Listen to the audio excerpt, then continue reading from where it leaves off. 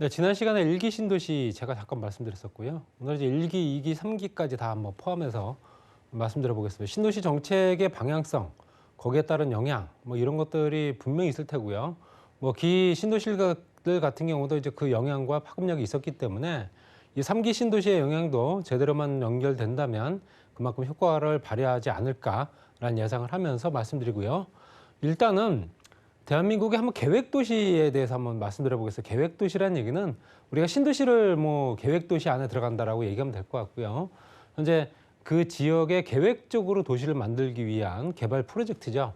그랬을 때 신도시라고 하는 계획도시 중에 신도시가 들어가 있는데 신도시가 1기 신도시는 아시다시피 분당, 3번 일산, 중동, 평천 신도시고요.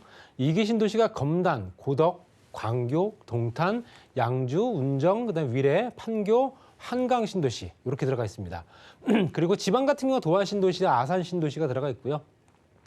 3기 신도시가 이번에 이제 내일 제가 알기로는 내일부터 이제 사전청에 들어가고 있는데요. 인천 계양 신도시부터 하남 교산, 그다음에 부천 대장, 남양주 왕숙, 그다음에 고양시 창릉, 그다음에 안산 장상 공공택지지구까지 들어가 있습니다. 그래서 실제적으로 이제 택지개발지구로 들어가 있는 그런 지역들을 보게 되면 대부분 다 이제 수도권 지역이면서 서울과 가까운 그런 형태를 보실 수 있다 이렇게 보시면 될 것 같습니다. 그래서 실제적으로 이런 지역들은 대부분 다 이제 대형 프로젝트에 따라서 국가에서 선도하는 국토교통부에서 주관하에 진행되는 신도시다 보니까 개발 범위도 크고요. 인구 유입 효과도 그만큼 큽니다. 거기에 따라서 국토교통부가 진행하다 보니까 실제로 광역교통망까지 같이 연결되는 부분도 있죠.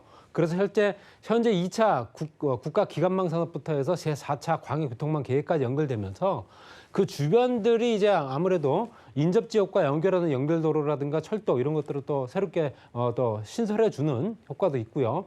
그러므로 인해서 그 주변이 굉장히 그 접근성이 뛰어나지게 만들어지면서 뭐 현재 자급자족까지도 가능한 도시를 만들겠다 하지만 뭐 그렇지 않은 도시들이 대부분이고요. 대부분 다 이제 거의 다 베드타운으로 다 전략을 했다라고 보시면 될 것 같습니다. 그래서 신도시 같은 경우는 베드타운이 아닌 지역들이 뭐 몇 군데 안 되죠. 분당이라든가 일산 뭐 이런 지역들이 자급자족이 어느 정도는 가능한 도시고요. 거기에 이제 현재 실제로 뭐 위례 신도시라든가 판교라든가 이런 지역도 이제 자급자족은 가능할 거다 이렇게 보시면 될 것 같습니다. 거기 이제 보금자리 주택 조성 사업이라고 실제적으로 이게 전 정부에서 진행됐던 부분인데 남양주 다산지구 이게 다산 신도시로 바뀌었죠. 그리고 현재 강남지구라든가 서초, 서울 항동, 성남 여수, 수원 호메실, 하남 미사지구 이런 지역들이 대부분 다 처음에 당초에는 보금자주택지구로 이제 조성됐던 지역이라서 신도시와는 조금 개념이 좀 다르다 보시면 될 것 같고요. 그다음에 이제 행정중심 복합신도시 이건 뭐 세종시를 얘기를 하는 거고요. 도청 이전 신도시가 경상북도 뭐 도청 신도시 경북 그다음 광교 신도시라든가 아니면 남학 신도시, 내포 신도시 그러니까 경기 도청도 이제 광교 지역으로 이전하면서 도청 이전 신도시 이렇게 얘기가 되고 있지만 신도시이면서도 도청 이전 신도시가 되는 지역이 광교 신도시겠죠. 그다음에 기업도시 같은 경우는 원주, 영암, 그다음에 충주, 태안 이렇게 보시면 될 것 같고요. 혁신도시 같은 경우도 이제 동삼 혁신지구부터 해서 현재 충북부터 강원 행정 중심 복합도시의 경북 드림, 그다음에 경남 진주, 그다음에 대구 신서역, 신서 혁신도시, 그다음에 대연 혁신지구 이런 지구로 들어가 있는 부분들이 대부분 다 이제 노무현 정부 때 만들었던 혁신도시, 국제도시는 고덕 국제신도시, 그다음에 이제 명지 국제신도시, 송도, 그다음에 영종도, 청라 이렇게 보시면 될 것 같습니다. 그래서 영종도, 청라와 고덕 이런 부분이 대부분 다 국제신도시다. 도시이긴 하지만 그 명칭 자체가 좀 다릅니다. 그리고 테크노폴리스라도 대구 테크노폴리스라든가 청주 테크노폴리스 이제 첨단 산업이 집약된 도시다 이렇게 보시면 될 것 같고요. 기타 계획 도시는 뭐 고전이라든가 송산, 그린시티, 양산 뭐 여러 가지 어떤 그런 이름이 명명되지 않은 그런 현재 신도시들이 들어가 있다. 우리가 이제 다룰 얘기는 이제 신도시라고 하는 1기, 2기, 3기 신도시 얘기를 하는 거고요. 자, 1기 신도시부터 보게 되면 말씀드린 대로 분당, 일산, 평촌, 3번 중동해서 이미 뭐 입주 완료됐고 가격이 뭐 많이 오른 상태고요. 그리고 또 이제 현재 연식이 보통 30년 이상 됐기 때문에 뭐 재건축 뭐 이런 얘기가 나오고 있지만 사실상 좀 불가한 조건이고요. 2기 신도시가 이제 판교, 동탄 1, 2, 그다음에 김포, 한강, 파주, 운정, 광교, 양주, 위례, 평택, 고덕, 그다음에 인천, 검단 이렇게 들어가 있습니다. 그렇지만 중요한 거는요. 수도권 2기 신도시 10곳 중에서 조성이 완료된 곳은 어디다? 여기 성남 판교밖에 없습니다. 그리고 이제 화성 동탄 1, 그다음에 수원 광교 김포 한강 정도가 이제 마무리 단계가 들어가 있고요. 미래 신도시는 공정률이 77%, 입주율이 69%밖에 안 됩니다. 그리고 동탄 2기 신도시는 공정률 53%, 절반 정도 됐고요. 입주율은 오히려 높습니다. 79%. 그리고 파주 운정 같은 경우는 운정 1지구, 2지구 해서 공정률 57%, 입주율 45%. 양주 같은 경우 옥정 신도시와 해천 신도시가 있습니다. 그랬을 때 62%에 입주율이 29%. 그리고 평택 고덕 신도시가 공정률이 21%, 입주율 10%. 굉장히 떨어지는 비율이죠. 인천 검단 신도시 같은 경우는 공정률과 입주율 계산은 안 될 정도로 현재 미비하다 보시면 될 것 같고요.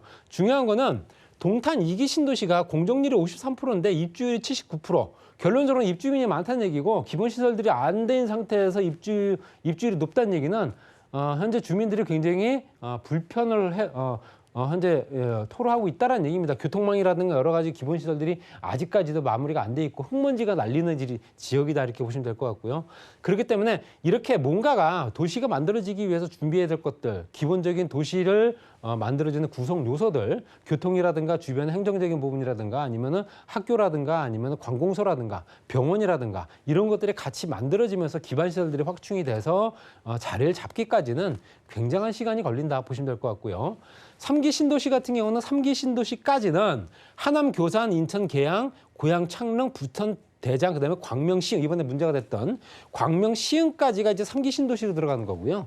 그다음에 대규모 택지개발지구로 들어간 지역이 이제 과천의 과천지구, 안산의 장상지구 이렇게 보시면 될 것 같습니다. 그래서 실제적으로 이제 그 도시를 만들어내는 3기 신도시다라고 명명되는 부분은 과천과 안산은 제외된 대규모 택지 지역이다 이렇게 보시면 될 것 같습니다. 그래서 물론 이제 개발되는 방향은 똑같긴 하지만 그래도 불러진 명칭 자체가 다르다 보시면 될 것 같고요. 수도권 1, 2기 신도시의 인구 이동을 보게 되면 인구가 과연 어느 지역에서 더 많이 들어가는가. 1기 신도시의 순이동자의 전출지, 그러니까 전출지라는 얘기는 이사 온 지역을 얘기를 하는 거겠죠. 녹색 구간이 이제 서울입니다. 서울인데 성남시 같은 경우는 실제적으로 이제 서울 지역에서 녹색 구간이 높다는 얘기는 서울 지역에서 대거 이동을 많이 했다는 얘기고요. 그다음에 경기 지역에서도 어느 정도 들어왔다는 얘기는 보여지고요. 그다음에 경기 지역에 있는 인구들은 오히려 마이너스, 빠져나갔다는 얘기입니다. 경기 지역에 있는 인구들은 전출이 되고 전입이 되는 수요는 서울 지역에서 많이 들어왔다 보시면 될 것 같고요. 고양시 같은 경우도 서울 지역에서 많이 들어왔죠. 그다음에 안양시 같은 경우는 서울보다는 경기권에서 더 많이 들어온 걸 보실 수 있습니다. 그다음에 현재 부천이라든가 군포 같은 경우도 마찬가지고요. 2기 신도시는 현재 전출지를 보게 되면 서울 성남시 판교 같은 경우는 서울 지역에서 많이 들어온 걸 보실 수 있습니다. 그리고 경기 지역 일부 들어가 있고요. 경기 지역에는 오히려 이제 인구들이 좀 줄어든 걸 보실 수 있죠. 경기 지역에서는 좀 탈경기가 된 거고요. 화성시 동탄 1, 2는 당연히 경기권에서 많이 들어온 걸 보실 수 있습니다. 서울 지역보다는 그냥 거리가 조금 화성 동탄이 그래도 가깝지가 않은 지역이다 보니까 당연히 이제 경기권, 가까운 경기권 안성이라든가 용인이라든가 아니 그 주변에 있는 도시들에서 많이 인구가 유입이 된 걸 보실 수 있고요. 수원부터 해서 김포부터 파주 운정까지 보시게 되면 김포시의 한강신도시 같은 경우는 현재 서울 인구가 약간 높은 비율을 보여지고 파주 운정시는 당연히 서울보다는 경기권에서 많이 들어온 걸 보실 수 있다. 뭐 양주 같은 경우는 실제적으로 입주율이 그만큼 높지 않기 때문에 그만큼 이제 구성도 굉장히 작은 걸 보실 수 있다 보시면 될 것 같고요. 그만큼 입지에 따라서 서울 인구가 얼마만큼 들어오고 또 그 지역에 살던 사람들이 다시 또 경기도에서 벗어나는 인구 비율이 얼마가 되느냐. 들어온 사람과 나가는 사람을 계산을 하게 되면 실제적인 거주민이 계산이 나오겠죠. 그렇기 때문에 당연히 그런 걸 따지게 되면 가까운 지역에서 당연히 그 지역을 찾을 수밖에 없는 조건은 당연하다 보시면 될 것 같습니다.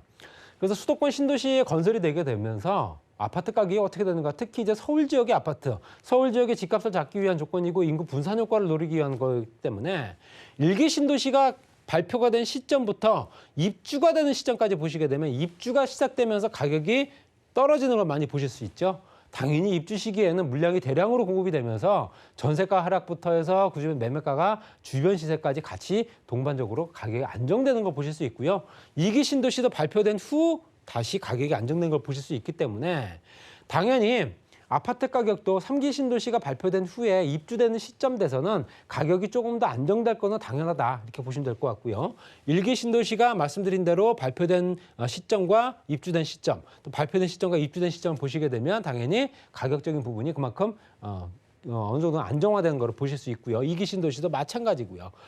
그렇기 때문에 3기 신도시가 앞으로 한 4, 5년, 길게는 5, 6년 정도 후에 입주가 된다면 실제적으로 그 시점에 대해서는 가격이 어느 정도는 안정화될 것 같다.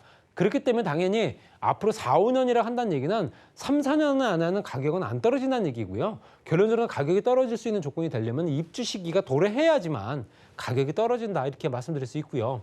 그래서 내일부터 지금 진행되는 걸로 알고 있습니다. 그래서 현재 1차 7월 달에 진행된 인천 계양지구, 남양주 진접 2지구, 성남 복정 1, 의왕 청계 2지구, 그다음에 위례 이렇게까지 해서 포함된 부분이 현재 신혼 희망타운 포함해서 뭐 11,000가구부터 해서 뭐 1,100가구부터 해서 1,600가구 뭐 이렇게 규모는 작긴 하지만 그래도 사전 청약이 들어간다. 그래서 본청약 때까지는 이 가격이 유지가 된다라고 얘기합니다. 근데 실제로 사전 청약 가격이 조금 지금 현재 공개가 된 상황이죠. 실제적으로 가격이 좀 높다라는 얘기가 좀 많이 나왔기 때문에 전체적으로 이제 가격대는 부분 때문이라도 어차피 이제 어떤 신도시이기 때문에 공공건축 신도시이기 때문에 가격적인 부분도 60에서 80% 정도 시세에 맞춰서 들어간다라고 얘기는 했지만 그렇지 않은 가격이 형성된 것 같습니다. 그래서 당연히 조금 더 거부감이 좀 있는 부분도 있지 않겠나라는 생각도 들고요. 어떻게 보면 가격을 좀 높인 이유도 어느 정도는 이해가 가는 부분이 시세 차익을 보기 위한 폭을 줄이기 위한 조건이 되지 않았나라는 생각도 들기도 합니다. 자, 마지막으로 신도시 정책을 만들 때는 어떻게 목표를 잡느냐. 주거 안정은 당연하고요. 서울의 과밀된 현재 어떤 인구 유입에 따라서 인구 밀도가 높은 부분을 해소할 수밖에 없는 거고요. 균형적으로 인구가 이동이 되면서 그 주변의 어떤 생활 환경 자체가 좋아지게 되면 균형적으로 발전할 수 있는 여건이 되겠죠. 또 자족 도시가 될 수 있는 여건도 강화가 될 테고요. 정책이 또 만들어지게 되면 정책이 과연 정확하게 부합이 되는 부분이 있는가. 거기에 따라 현재 실제적으로 광역 도시 간의 구조가 비효율적이냐 효율적이냐 이것도 따져야 되는 거고요. 기반 시설 공급은 과연 어떤 식으로 어떤 시점에 해줄 건가 이것도 굉장히 중요합니다. 그렇기 때문에 정책을 만들어서 실제로 도시를 만들겠습니다라고 공급만 하는 게 아니라 그 밑바탕에 깔려 있는 실제적으로 보이지 않는 어떤 시설물까지도 고려를 해야 되기 때문에 기반 시설들 도로부터 해서 현재 케이블망부터 상하수도 정비까지 기본적인 시설들이 도시를 만들기 위한 기본적인 여건들을 충분히 만들어줘야 되고요. 수도권 주거 안정을 위한 부분도 당연히 들어갈 테고요. 또 수도권 균형 발전이라든가 신도시 자족성을 제고하는 부분, 아까 말씀드린 대로 현재 지역 거점 도시를 만들어서 그 지역의 인구가 밀접될 수 있는 그 인구 간의 이동이 그만큼 원활하게 이동될 수 있는 조건들을 만들어야 되고요. 편의시설이라든가 여가 공간이라든가 주택 재고를 또 꾸준하게 늘려줘서 주택 가격이 현재 그만하게 오르지 않게끔 만들어주는 어떤 탄력성도 있어야 되기 때문에 이런 것들이 같이 만들어지는 조건들로 도시가 형성돼야 되는 거고요. 무분별하게 도시를 만들어서 이 지역에 땅이 남으니까 여기다 집 지으면 되겠다 이런 형태가 아니라 그 지역의 지역적인 여건과 고려를 해서 충분하게 연구를 하고 시뮬레이션을 서너 차례 반복적으로 계속해도 상관없습니다. 여러 차례 반복을 해서 실익이 어떤 건지 따져본 후에 도시가 만들어져야 되고요. 3기 신도시도 현재 발표된 내용대로 한 4, 5년 후, 길게는 6, 7년 후에는 정말로 실입주 될 수 있는 조건이 됐으면 좋겠다. 이렇게 말씀드려 정리하겠습니다.